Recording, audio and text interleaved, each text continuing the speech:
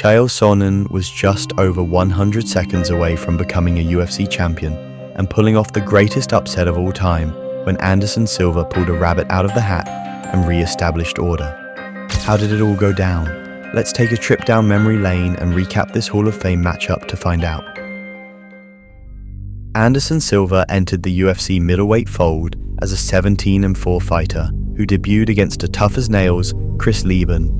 But even back then, people knew just how good he was. His f***ing debut, Anderson in his debut, I mean, that was the one. I was like, bet the house. Wait, when he fought Chris Lieben? Yes, Oh my I was God. like, bet the house. Silva went all in for the middleweight title in just his second UFC fight, knocking out Rich Franklin in brutal fashion at UFC 64. We made a lot of mental mistakes in the camp. For whatever reason, we overlooked the clinch work. Silva's wing kick started one of the greatest title runs in UFC history, with his first few title defenses being particularly impressive, since they were all finishes. The Brazilian's submission win against wrestling ace Dan Henderson was the most impressive of them all.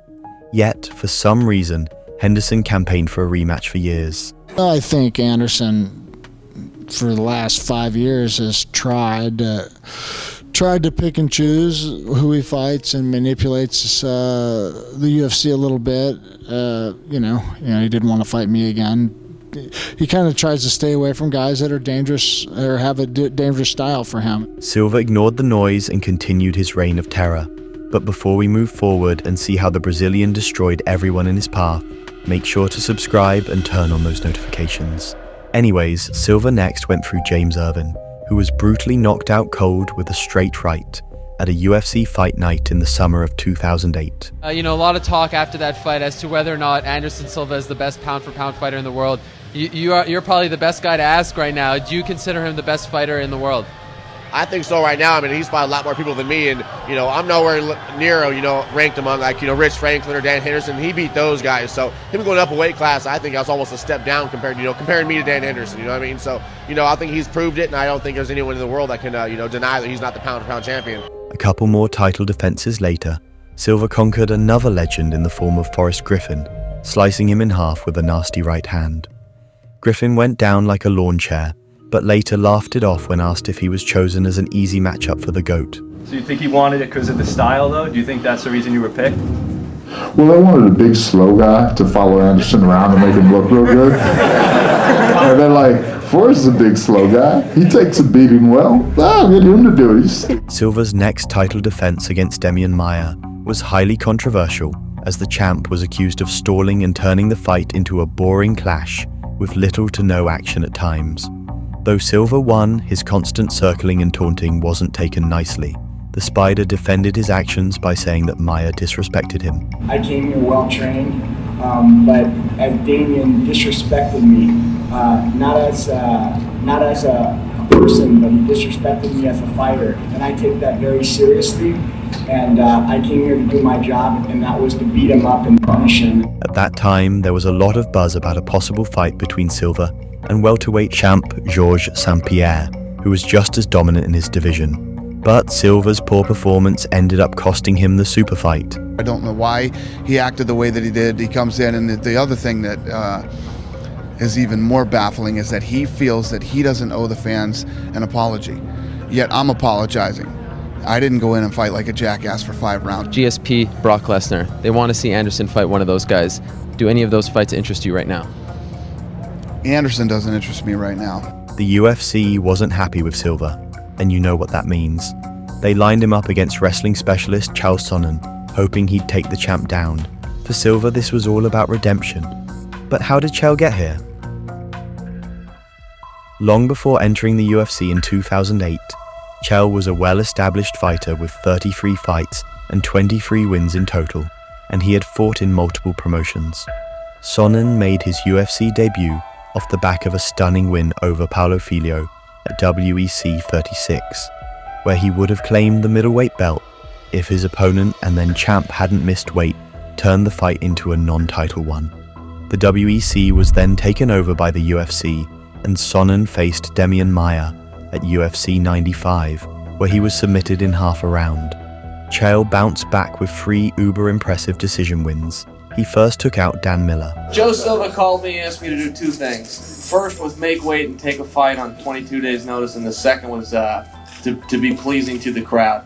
I fulfilled the first end of it, and sometimes you go out there and you hope for the best, and I know hope isn't the best strategy, but it's all you've got. After taking out Miller, Chael eased past Yushin Okami, and most notably Nate Marquardt, because the American gangster was a 5-1 underdog. Needless to say, Chael called out Silva after his recent victories. Would you hope Anderson wins just to be able to have that challenge yourself and to fight him, the guy that is perceived to be the best fighter in the world, or at least considered by Dana to be the best fighter in the world? I hope Anderson wins because I think Vitor is a lot tougher fighter. So if I had to choose between the two, I'm going to take the low road and take the easier opponent to get to the championship. Sonnen's win earned him a long-awaited shot at Anderson Silva at UFC 117, where the American gangster brought something fresh to the table that Silva's previous opponents didn't.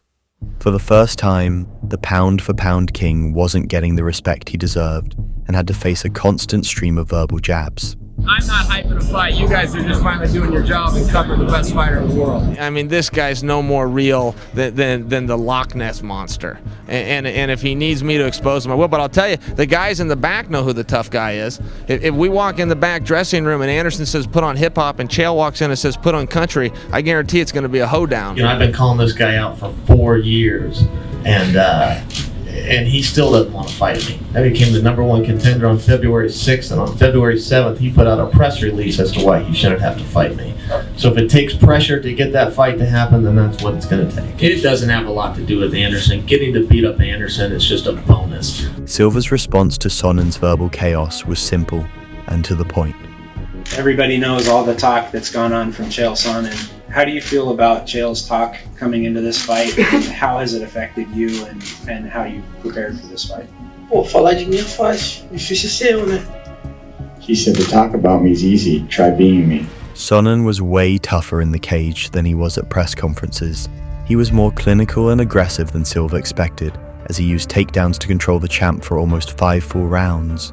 But just when it seemed like Silva's reign was about to slip away, he pulled off a Houdini act by capitalizing on Sonnen's split-second mistake, locking in a triangle choke and forcing a tap with less than 2 minutes to go.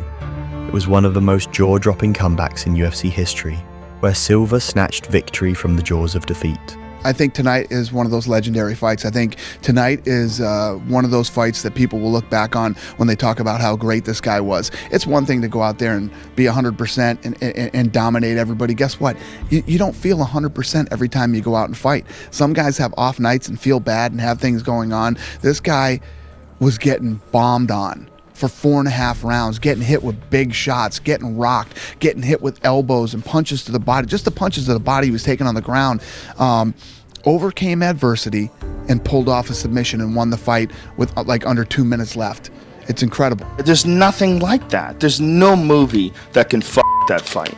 After such a shocking finish to a fight he was dominating, it was clear this wasn't the end of the Silva and Sonnen rivalry.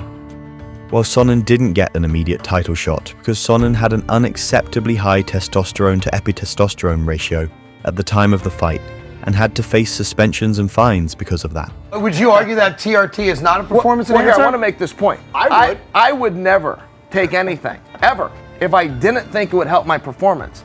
Despite suspensions and a slight fall from grace, Sonnen made sure to keep the heat on Silva with his constant trash talking, especially after bagging a couple of comeback wins. You told Anderson that you want to fight him, and not only do you want to fight him, if you do lose to him, you will walk away from the UFC. If he loses, you want him to leave the division. Why the division? Why not leave the UFC? Why don't you want to get rid of the guy? Because he's a coward and I don't think he'd accept, and you got to play by a coward's rules sometimes. I'm trying to lure him into a fight, so I got to stick that carrot out there, something that I think he'll do.